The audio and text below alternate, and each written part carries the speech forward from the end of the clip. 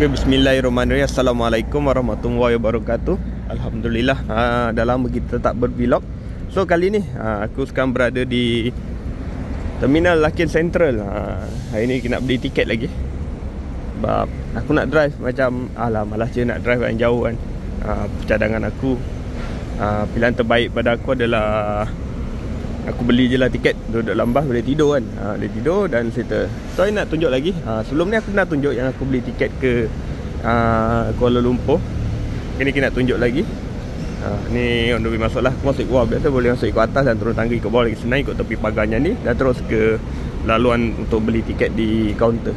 Dia bukan kaunter, dia hanya sini ada orang bagi makanan kat kucing. Dia bukan kaunter dia macam mesin layan diri lah. Larkin kan macam ni lah. Kita dah tak boleh sewenang-wenangnya masuk ke kawasan tempat menunggu bas. Dia dah pagar macam ni. Dulu masa sebelum ni yang awal-awal aku beli tiket baru banyak. Wow, Larkin dah canggih nak masuk pun macam nak masuk dalam ruang terminal apa, masuk kapal ni, check in. Nampak ada platform macam tu. Kita masuk. Kita masuk dulu. Dia akan masuk macam ni.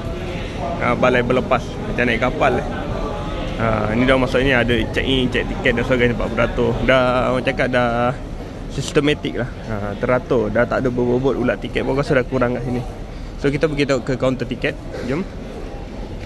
Agak ramai pagi ni. Ni adalah kaunter tiket. Dia macam ni. So senang, dia semua secara automatik, boleh layan diri. So ini aku nak beli tiket kat sini. Ini adalah waktu sekarang. Ni terminal sekarang berlepas open, dispatcher, boarding ni. So aku nak beli tiket dulu. So kalau kau nak tengok macam mana cara beli tiket, kau boleh tengok video aku sebelum ni. Kat sini aku tak tunjuk lah, tapi yang biasalah kita play location dan sebagainya. Dan kita cari port yang tak ramai orang. Di hujung pun boleh. Sini boleh lah. Buat ulat kita try dulu bahasa Melayu. Okay, aku beli dulu lah. JB Larkin ke type lokasi. Nak type dia. Dia type. Aku nak type. Tak kena slide. Itu hari boleh type.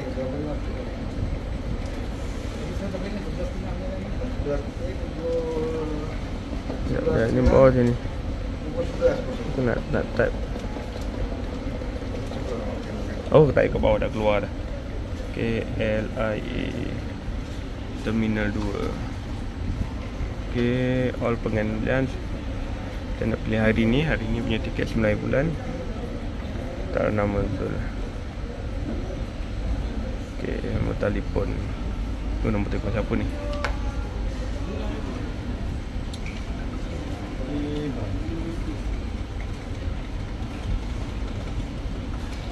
Masuk telefon, tekan seterusnya. So ni adalah tiket-tiket yang ada, kamu boleh pilih je. Sebab aku nak naik malam, sebelah malam sebelah malam ni. Okey, aku nak naik sebelah malam. Aku naik yoyo. Habis dijual. Semua dah habis dijual. Semua dah habis. Petang je ada. Masak, semua dah habis. Dua tempat sedia. Petang ni je ada tiket. Tak boleh. Maksudnya aku tak ada tiket dah. Okey. Tak berjaya beli tiket. Kita kembali lah. Macam mana ni tak ada tiket ni?